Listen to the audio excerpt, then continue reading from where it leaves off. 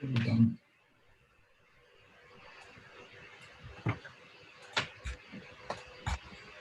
Super. Hey everyone, welcome to Build It.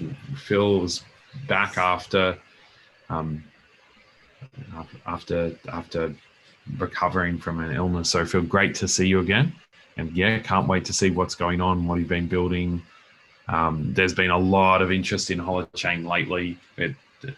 800 people in a meetup, a virtual meetup yesterday. And Bear and I were actually doing an interview with a YouTuber, 𝗔𝗯cie yesterday, and a lot of the questions, again, like when people get into it, and Facebook groups are all about the kind of stuff you're doing. So I'm not sure how many people are here today, but there's definitely an audience for what we're talking about here that hasn't quite found its way to our Build It sessions. So people will catch up. As they come into the ecosystem, people will catch up with all this content over the coming months. So thanks, first of all, for being here and doing this. And yeah, look forward to seeing what's up. Yeah, me too. All right. So 160 viewers. There you go. Hello, everyone. It's a bit more than a month ago. Cool. Good to see everyone. All right, Phil. Welcome to Phil's world, guys. It's yeah, that's a bit more than last time we did this. Right. So just get this out of the way. Right, so what I've been doing recently is working on going from this just me deving stuff and trying to, as to how we're going to actually get this onto other people's machines for them to be able to use and that kind of stuff. And I wanted to I like doing patterns. So, the things that work in one thing, or if we just use that same pattern somewhere else. So what I've been working on is, I've got a Mac, so this is all Mac stuff I'm going to show you tonight, but the concepts can be easily done on a Linux machine, which I'm hoping someone will do soon. And it's this idea that we've got, you've got your running Holochain conductor, and then we need some sort of nice, easy way of getting into and how do I bring up my dev tools, and how do I see which apps I'm working on, and how do I get to the App Store, and once I've got the App Store running, how do I investigate how my apps are working and what's actually going on. So I thought, well, a nice, easy way to do that, and a way that Arthur's pretty keen on, is having a system tray icon. So I built this thing in Xcode, taught myself Swift, because why not? And it's the separation now of, you've got your Holochain conductor, you've got your installed applications, and then a separate app store where the App Store, what I'm going to do, and it's not quite finished yet because it's a lot of work to do, but the idea is you select an app, install it, and it gets the code and installs it into this code version of your running set of my apps, builds it all up for you, and then redeploys it locally for you so that you've got new apps. So this is Xcode, which is what you use to write Mac apps. And essentially what I'm doing is I'm just creating a menu bar item and then putting some things in the menu bar. So I'll show you what that looks like. We'll just run this up. Now, this not only adds things to the menu bar, but this is also running a web server so that we can actually run the App Store and also your applications. And there's this little DNA icon that I've got at the top here, which is representing Holochain. So here we can see I've got the App Store, I've got my set of apps installed, those two work, so I'll show you what that one is. So if I run this, here we go, this looks very similar to the way Builder is working, where you can select these different categories of apps that you want to install. So if you go and click on one of these, this is exactly the same as Builder, but instead of installing just some code into the app that you're working on, this is actually a built version of the application that is going to install into my applications. So again, same sort of pattern, you can see what the app looks like, who built it, and also the value flow thing again, because everything that we're doing here is about this derivative work and using other people's work to make your own things, so everybody should get a reward. So this is my interpretation of the App Store. What happens is when you install that, this is going to go into Builder, which if we go up here and go, it's not into Builder, sorry, into my Holochain apps. And that should look like this. It doesn't quite work at the moment. So this is the only app that I've actually got installed in my Holochain apps because it's the only one I've been working on. It's Builder. So when I install, say, a Notes app from here, that will actually show up in this. And these are two completely different applications.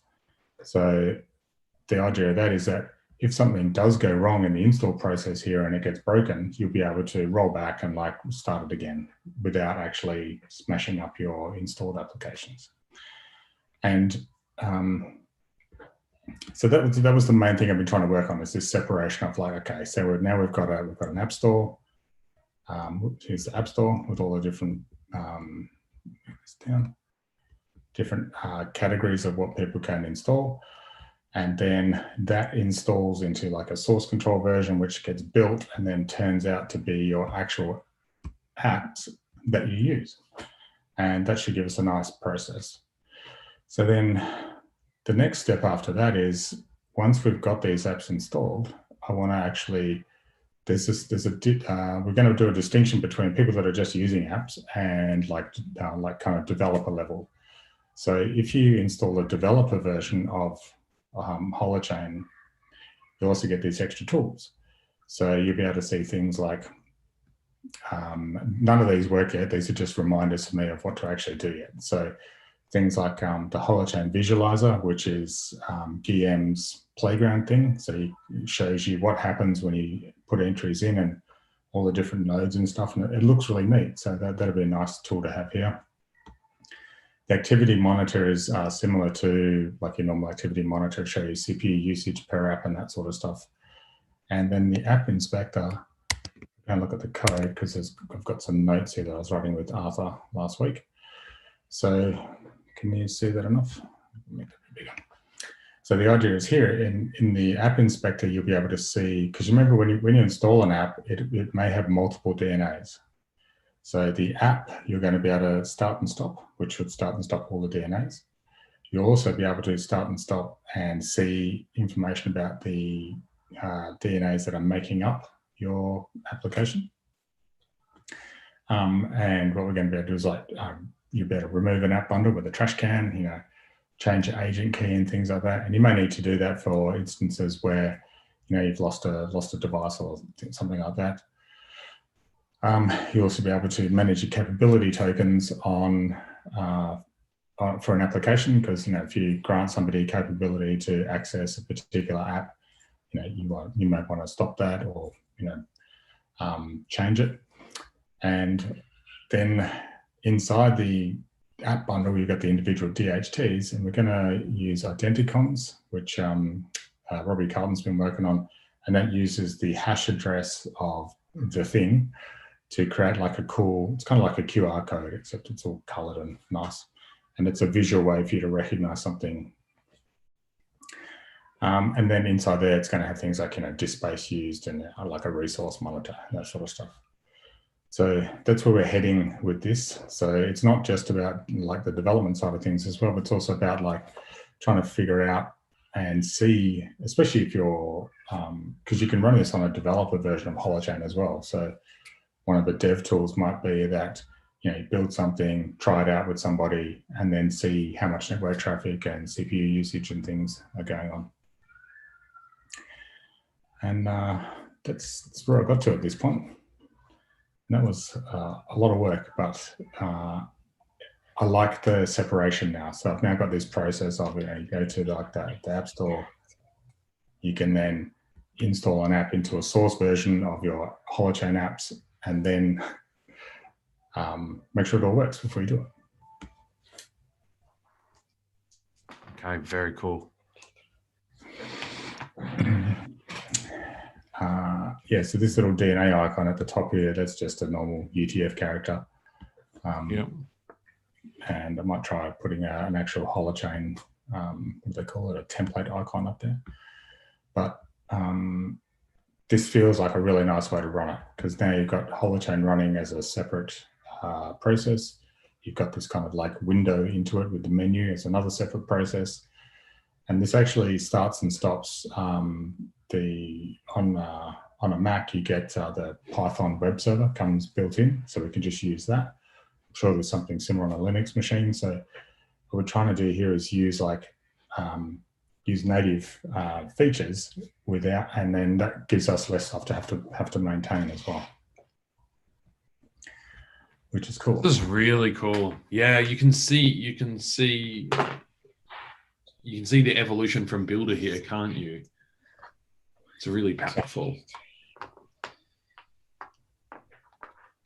Yeah, and I liked the way in Builder I built the like installing the modules thing. I was like, well, that's actually an app store, so we can just use the same kind of pattern. So that way, when when people start using Holochain and start installing apps from the App Store, if they want to then move to like developing stuff, it's kind of like a familiar interface for for actually putting modules and stuff in. And this idea of value flow and that sort of stuff, carries right the way down into much more detailed and much more technical use of Holochain.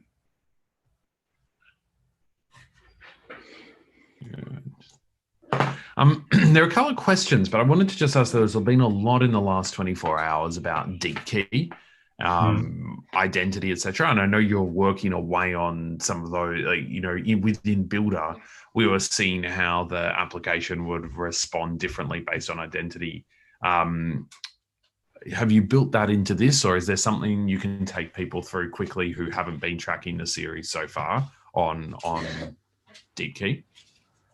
Yeah, so deep key works like this. Deep key has this idea of you have like a root authority. This is, you can consider that to be yourself, right? And then every single different application that you use has a new agent key. And part of the process of you installing a new app, it creates this new agent key, and then it will deep key will associate that new key with yourself. So when you use all these different apps, you're still that same person across these different applications, even though you've got a different agent key in each application. And so that gives you, then you can do things like, well, let's say and that's across multiple devices too. So, you have different devices. If you lose a device or whatever, or something happens to that device, that's stolen or it's compromised in some way, you can revoke all those keys on that device, get a new device, and then create new keys, because you'll install new ones, and say, hey, this is me. And there's multiple ways of doing this is me. One of them is, so you need 3 or 4 people using that application to verify that that is actually Phil. So yeah, we're going to say that that new agent key is Phil.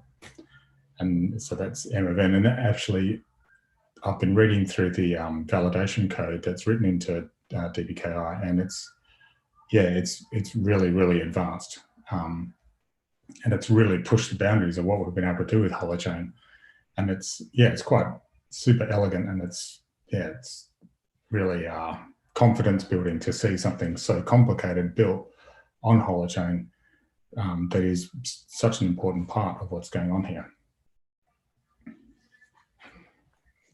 Cool. Okay, we've got a question coming in. How do we create conductor environments for dev testing? Is that with the Holochain sandbox? Yes, you can do it with the Holochain sandbox. That's a really cool way of doing that. That spins them up and kills them really quickly. Also, you can just run another conductor. So what I do is in Builder, when you run see, I've got this one called dev conductor, right? You can just run another YAML file. You can run as many as you like. So you could have, if you want to simulate 4 different conductors on your device for some development techniques, for some dev testing and stuff like that, you just have 4 different YAML files and run them up on different ports and things like that. So the concept of like a developer conductor compared to a production conductor, they're exactly the same. It's just that with the developer one, you're going to go in here and delete all these files eventually. And that's what in Builder, when I do a reset conductor, that's all it does is delete those files. So I've got a clean conductor to start from. But yeah, you can, a developer conductor is just simply making a new conductor and then running a line similar to this, just as Holochain, and then point it to this developer conductor. It's that easy. Super, thanks. All right, I'll jump into another one in the document. Should I start learning Rust and Holochain RSM, or is it better to wait for a stable version? It is. Get into it now. This is the stable version. Yeah. Yeah, it's stable enough now to get right into it. There's new features coming on, but a lot of the stuff that's already there is hardly being changed at all. Okay, cool. Duplicate and rename entry type rely on tools like grep and sed, which are system commands in Linux and Mac. How do you intend to support this in Windows? I'm not. I have no intention of supporting Windows because I don't have a Windows machine, and no, those tools are, and you can do the same sort of thing in Windows. It's use PowerShell and stuff like that to do, but I have no intention of doing that. That's why it's open source. If people want to start contributing those tools for Windows, that'll be awesome. Cool. And maybe I think there's plenty of people here who haven't seen stuff that I'm just looking at the other questions and I'm thinking, is there anything you want to show like that encapsulates the power of Holochain that you've been working on for the last 6 months, stuff that you would show that we could just jump in and demo to people that gives a bit of a sense of what might be possible? I know it's an ad hoc request. I'm just thinking about, we've got a lot of new users. All right. Yeah, I might take that on board for the next one we do. Cool. Because, yeah, but the power of Holochain, like compared to anything else that you're developing on, this is like, how do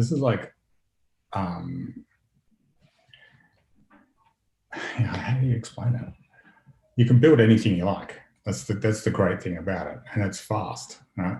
And developing is easy. You don't have big setups. You don't have to use expensive test nets and stuff like that. You can just run everything local, and it's really fast. And I've been saying to a few people recently that my 30-year career as a developer, I have spent most of that trying to make stuff look like it was going fast, right? And I don't have to do that. So yeah. Cool. Okay. Well, let's do a highlights of Build It next in a fortnight or in 2 weeks' time. Some of the cool stuff you want to see, and there's a follow-up from Metaverse here. Is there a guide or README for how to set up conductor testing with agents and zone function calls? I would just preface this to say that the point of Build It is to watch Phil build all the wild, crazy stuff, like really pushing the edges. And as an organization, there will be tooling provided, etc. But Phil's job isn't to be providing or even like referencing to that tooling. He's to show what's happening on the edge. Yeah, and to satisfy that previous question, Builder kind of like gives you don't have to worry about that. It sits on top of that. And the whole point of Builder was to try to take away some of that complexity of how do I actually do those setups and things like that. And how do I set up? So if you run any Builder project, it runs 4 agents for you and sets all that stuff up. So yeah, you kind of don't need to worry about that. But as far as running this is all you need to do to run multiple agents. Just run that line multiple times with different ports. That's all. Cool. Okay. Someone's just asked, how is a great one, I think, and possibly to finish on for today. How is Holochain coding different from other coins? Other coins? Well, let's take this in 2 ways, right? Let's just take like a little bit here. Like, how is it different coding in Holochain than other non-distributed coding environments? And then from your experience, because I know you've had stuff to do with Solid and probably other blockchain-y type things potentially or not. How is it different from coding in a blockchain environment? How is it different from coding in a traditional, I guess, I don't even know what the word is, traditional non-distributed environment? let's go traditional. Let's do a classic, working in a corporate environment, working in got your dev machine, all that kind of stuff, right? It's basically exactly the same as that, because you just use your web front end tool code, whatever you like. I'm using Vue, which is pretty awesome, and you build your server kind of stuff locally. So the only difference is that you build your server code in Rust, as opposed to typically C# or something like that. So it's basically the same as that. Okay. As opposed to working in a blockchain environment, there's no comparison. Huh? It's the speed of development of doing this is just ridiculous compared to anything else. I mean, I haven't even looked at Ethereum for the last 2.5 years because it's just the dumbest thing I've ever seen. But as far as being a developer and getting into this, one of the main reasons I built it like this was so that you could just do whatever tools you like. You don't even have to use Builder, right? You can just use Visual Studio in the terminal if you like. But it's super easy. It's just web front end, WebSocket connection to a back end, and the back end is written in Rust. And then it's kind of actually, that's a good question. If you think about it, it's more like a traditional. It's much more like working in a traditional centralized idea, because you're working locally and you're coding away, and it's all just done on your development instance, right? But when you deploy Holochain, it's kind of the same thing, because it's all still running super local, and Holochain itself is taking care of doing the updates to the different nodes. So as far as the developer is concerned, this is old school. So don't be scared. Get in. It's really easy.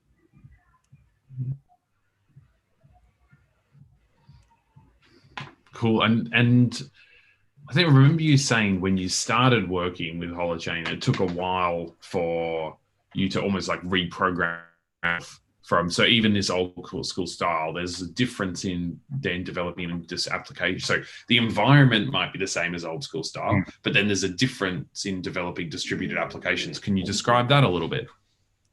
Yeah, the difference is that there's no source of truth. Like, things eventually become true. So you can't hit a database and go, right, this is the record, right? This is the record, because it may be getting updated on a partition or something, or come in a bit later, or, so the way that you just have to think about it. If you just think about the way that you act in society, right? This is what it is, right? Because let's say you've moved house, right? And I don't know that yet, because we haven't caught up for a little while. We're talking to my friends, and somebody says, "Hey, did you know David's moved house?" I go, "Oh, yeah, cool," right? So now I know you've moved house, right? As opposed to a centralized thing where it's like, as soon as you move house, it gets punched into my head, "David's moved house," right? It's like, whoa. So it's much more, the more and more I get into this, right, the more it just becomes obvious that Holochain is social etiquette. It's pretty much how I'm describing it to people now. Yeah, that's really interesting. Yeah, because the way I'm describing it a little bit is, is effectively we've got Ethereum, etc., is for financial services. Holochain is for social communications technology, or social spaces, and there's a lot of those. Yeah, well, that's why, including all financial services applications. Yeah. but that's another story. Yeah, there's a lot of work to be done for sure. Yeah, it's costing like $177 now to do an Ethereum transfer. But, and I think the thing is, yes, there are a lot of layer 2s and other things that are solving that, but they're not solving it. They're solving it in a way that is like that paradigm out rather than new paradigm back in. And so I think like that, I think people are starting to cotton on, who've been in the ecosystem for a while. Like, listening to Art, Eric, yourself, and Nico and others. But yeah, it's going to be really interesting to see over the next few months as the different releases come out and we start to look, Holochain back and reimagine what some of the applications that have been built in the blockchain world over the last few years, we'll imagine what they look like with Holochain design patterns. Super. Okay. Anything else? We've got a couple of minutes. This is really cool stuff. I mean, I think for people, again, like you haven't followed the thread, but if we look at what Phil's been building out, which is kind of like an app store and a kind of like a meta application of applications over the last 6 months, and this has just taken a huge leap in terms of how this is developed and served. And I think like next week we might extend for another 15 minutes and we can go to like in 2 weeks time, what's happened in the last 2 weeks, as well as take a little guided tour on the highlights of the last 6 months. But this is such a phenomenal update. Okay, well maybe let's build something next week and deploy it and do all this process. So and then we'll have a chat. Okay. Amazing. Thanks, Phil, so much. Thanks, everyone, for joining. Yeah, have a great day, everyone. All right. See you later.